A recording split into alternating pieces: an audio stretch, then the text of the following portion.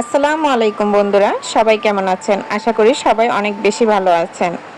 আজকে আরও একটি নতুন রেসিপি নিয়ে আপনাদের মাঝে হাজির হয়ে গেলাম। রেসিপিটি দেখার জন্য স্বাগতম জানাচ্ছি গ্রামের ব্যস্ত গৃহিণী চ্যানেলে। আমি আফসানা আহমেদ বিনা। গরম ভাতের সাথে যদি এরকম মাখু মাখু পুঁই শাকের মাছের মাথা দিয়ে একটি রেসিপি থাকে, তাহলে কি আর কোনো কিছুর দরকার হয়? একদমই না। তা আজকে আমি সেই পুরনো দিনের মা চাচিদের হাতের স্বাদ স্বাদ কীভাবে আনবেন সেরকম একটি রেসিপি দেখাবো। আর পুঁই শাক তো পুষ্টিগুণে অনেক বেশি ভরপুর। তো চলুন রেসিপিটি কিভাবে দেখাই, কিভাবে করি, সেটাই আপনাদের সাথে শেয়ার করব। আমি এখানে কিছু পুঁই শাক নিয়েছি, একদম আগা কচি নিয়েছি, আর নিয়েছি একটা বিগ্রেট মাছ। মাছটা কিন্তু পুকুরের একদম তাজা মাছ, মানে কিছুক্ষণ আগেই মাছটা ধরা হয়েছে। এটা আমাদের পুকুরের না, জেলেরা যে মাছ ধরে, মানে পুকুর ভেট দেয়, সেই জেলেদের কাছ থেকে নেওয়া। মানে মাছ ভেট দিলে কিন্তু, মানে পুকুর থেকে মাছ উঠিয়ে দিলে সেই জেলেদেরকেও কিন্তু মাছ দেওয়া হয়।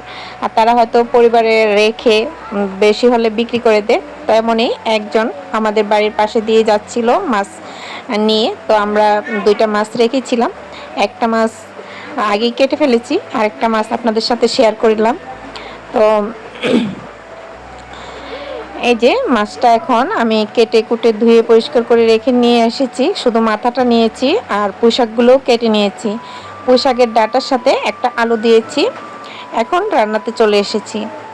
তো রান্না করার জন্য সাধারণত একটি কড়াই বসিয়ে দিলাম। কড়াইতে পর্যাপ্ত পরিমাণে তেল দিয়ে দিলাম।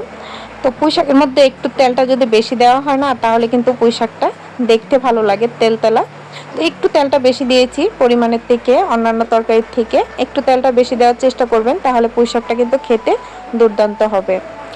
তো একটা পেঁয়াজ কুচি দিয়ে দিলাম। পেঁয়াজটা যখন একটু ভাজা ভাজা হয়ে আসলো, মানে নরম হয়ে আসলো, তখন এর মধ্যে আমি এখানে রসুন তারপরে হচ্ছে ধনিয়া বাটা একসাথে ছিল, সেই একসাথে 1 চা চামচ পরিমাণ দিয়ে দিলাম। এখন রসুনের যে গ্রানটা আছে, মানে গন্ধটা আছে কাঁচা, সেটা ভেজে নিব তেলের উপরে পেঁয়াজের সাথে।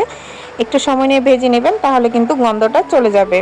খুব সুন্দর একটা গ্রান আসবে তেলের মধ্যে রসুন আর পেঁয়াজ ভাজা। তখন এর মধ্যে অল্প একটু পানি দিয়ে দিবেন, মানে মশলাটা কষানোর জন্য। তো আমি এখানে কিছুটা পানি দিয়ে দিলাম। আর পানিটা দিয়ে এর মধ্যে আমি একটু গুঁড়া মশলা দেব। আর গুঁড়া মশলা বলতে শুধু হলুদ, অন্য কোনো মশলা দেওয়ার প্রয়োজন নেই। আমি এটা কিন্তু কাঁচামরিচ দিয়ে রান্না করব তরকারিটা, এই জন্য অন্য কোনো মশলা আর দিব না। পরিমাণ মতো লবণ দিয়ে দিলাম, আর দিয়ে দিব এখন কাঁচামরিচ কেটে রাখা। এই যে কাঁচামরিচগুলো দিয়ে দিলাম। আর এই কাঁচামরিচগুলি ফ্রিজে রাখা, মানে ফ্রিজ করা। আপনারা আমাকে অনেকেই একটা কমেন্ট করেছেন যে আপু আপনি যে সিদ্ধ করা কাঁচামরিচ দেন, এতে কি সেই স্বাদ বা গ্রানটা থাকে? অবশ্যই আপু থাকে। আমি এভাবেই ফ্রোজেন করি, আপনাদের সাথে কিন্তু আমি শেয়ার করেছিলাম কাঁচামরিচ কীভাবে ফ্রোজেন করে রাখবেন। তো আপনারা চাইলে সেই ভিডিওটি দেখে নিতে পারেন। তো এখন মানে মরিচটা দেওয়ার পরে ভালো করে মশলাটা কিন্তু একদম মাখা মাখা করে কষিয়ে নিয়েছি, দেখতেই পারলেন। তার মধ্যে আমি দিয়ে দিলাম এখন মাছের মাথাগুলি। এটা দিয়ে আমি আরও কিছু সময় কষিয়ে নিব। আরেকটা কথা যে আপনারা আরও একটি কমেন্ট করেছেন যে আপু আপনি কাঁচামরিচটা তো সিদ্ধ করে রেখেছেন, ভালো কথা, কিন্তু সিদ্ধ করে রাখলে নাকি কালো হয়ে যায়। আমরা তো কালো হয়ে যায় বা ফ্রিজে রাখলে, ডিপ ফ্রিজে। না আপু, একদমই কালো হয় না। একটু ভাপ দিয়ে রাখবেন, তাহলে একদম কালো হবে না। যেরকম মরিচ সেরকমই থাকবে, গ্রান এবং স্বাদ দুটোটাই কিন্তু একদম পারফেক্ট থাকবে। আমি এমনভাবেই কাঁচামরিচগুলি খেয়ে থাকি, কারণ আমি যখন কাঁচামরিচ আনি, আমার একার পক্ষে মানে 1 কেজি 1/2 কেজি যাই আনি না কেন, সেটা খেয়ে মানে কাভার করতে পারি না, নষ্ট হয়ে যায়, পচে যায়। তো আমি আনলেই কি করি, 1-2 দিনের জন্য রেখে আরগুলি মরিচ সিদ্ধ করে ফ্রিজে রেখে দিই। আমি সেই মরিচ দিয়ে ভর্তা, ভাজি, ভুনা, মানে সব কিছুতেই আমি ব্যবহার করি। কোনো রকম কোনো সমস্যা হয়নি। আশা করি আপনারা বুঝতে পারছেন। তো এই যে এদিকে দেখলেন আমি তরকারিটা কিন্তু কষিয়ে নিয়েছি, মানে মাছটা কষানোর পরে আমি এটা সিদ্ধ করার জন্য কিছুটা পানি দিয়ে আবার সাথে আলু এবং ডাঁটাগুলো দিয়ে দিলাম, যাতে একসাথে সিদ্ধ হয়ে যায়। দিয়ে আমি 10 মিনিটের মতো অপেক্ষা করব বা ভালো করে এটা কষিয়ে নেব।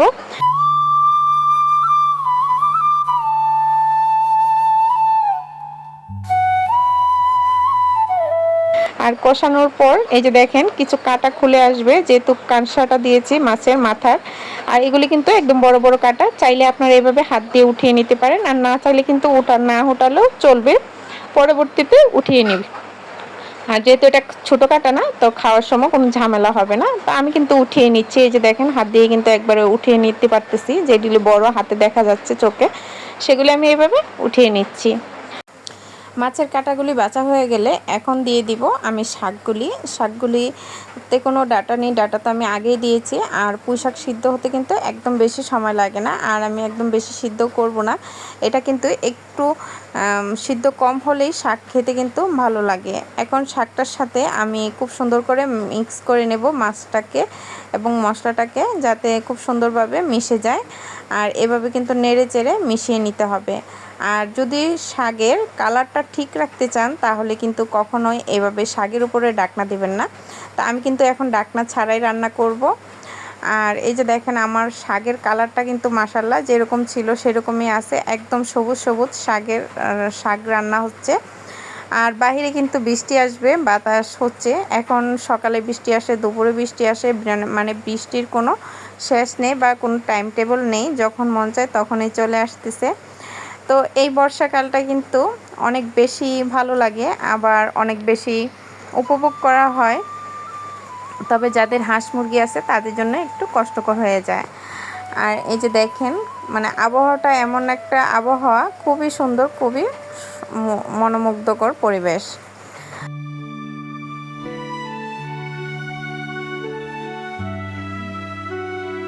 আর এই যে দেখতে দেখতে আমার তরকারিটা কিন্তু হয়ে গেছে। এই যে দেখেন মানে কালারটা কতটা সুন্দর এসেছে, আর মাখো মাখো একটা অবস্থায় এসেছে। আমি কিন্তু এখানে কোনো ঝোল দেইনি। তো এভাবেই এই যে মাখা মাখা অবস্থায় আমি এখন তরকারিটা নামিয়ে নিয়েছি। আশা করি রেসিপিটি আপনাদের কাছে ভালো লেগেছে, আর ভালো লাগলে লাইক কমেন্ট শেয়ার করবেন। যারা চ্যানেলটি সাবস্ক্রাইব করেনি তারা সাবস্ক্রাইব করে দিবেন। আজ এই পর্যন্ত, আল্লাহ হাফেজ।